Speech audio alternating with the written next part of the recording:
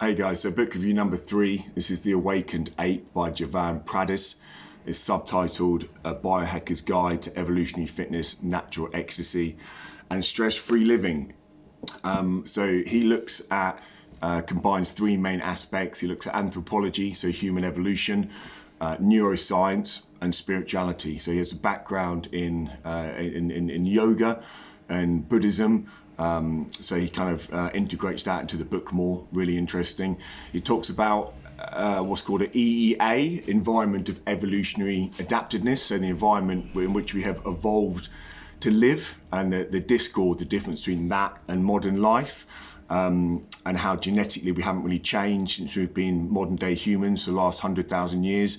So all these issues we're having now with the increase in physical and mental health issues are really caused by environment. The environment in which we live, increased sort of electromagnetic field, and causes electromagnetic stress, things like that.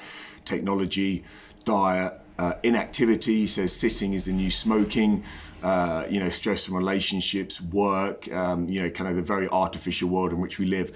The good news is, he says that we are genetically wired for joy. He says so. Given the right environment. When our genes are given the right environment to express themselves, we are kind of wired for joy, to be happy. So it's all about, as I said before, really going back to basics, sort of living and eating as naturally as possible. A couple of facts he mentions. 95% of non-communicable diseases are caused by inflammation. So non-communicable disease is one that cannot be contracted, cannot be passed on or caught. Usually ones that are a result of kind of chronic long-term stress and inflammation. He also says that we receive today, in one day, the same amount of information that we received in a lifetime 700 years ago.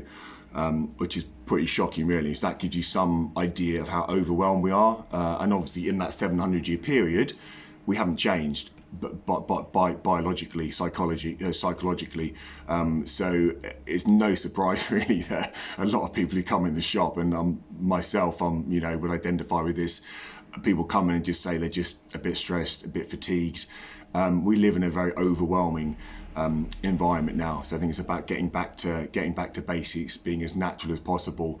3 takeaways from this. So it talks about sort of more spiritual practices, so gratitude, mantras, self-affirmation, positive talk, breath work, cold showers, those sorts of things. Breath work or physiological breathing is becoming increasingly popular now. Andrew Huberman Labs, he does a good podcast on that. Looks at physiological breathing, so like the breathing square or the 4 count or sit breathing.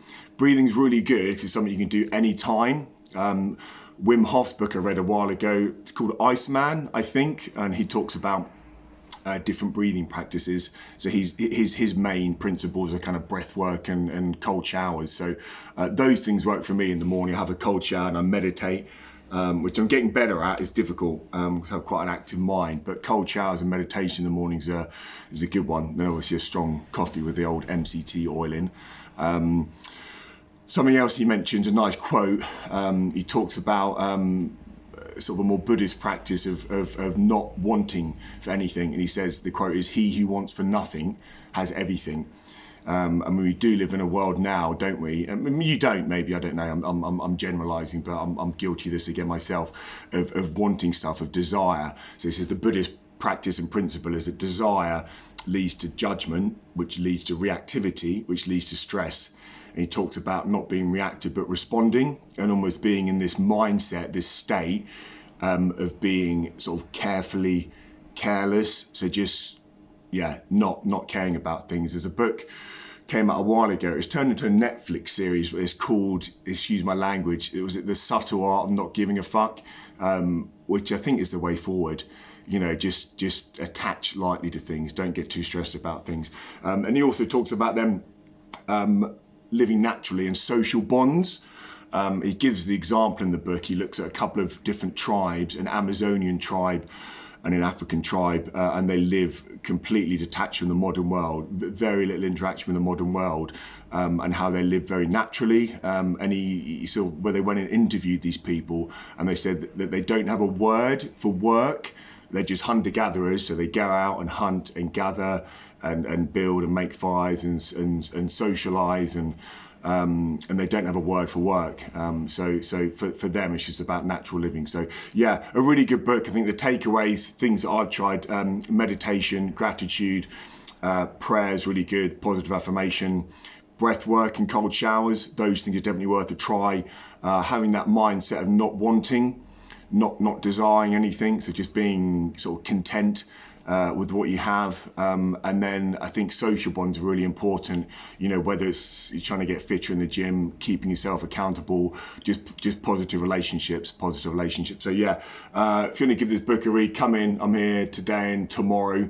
If you want to have a look at this, really good book, good read, and it looks more, like I said, a kind of spiritual practice. It has that lens of spirituality and Eastern mysticism. So if that's your thing, then it's worth a read. Cheers, guys.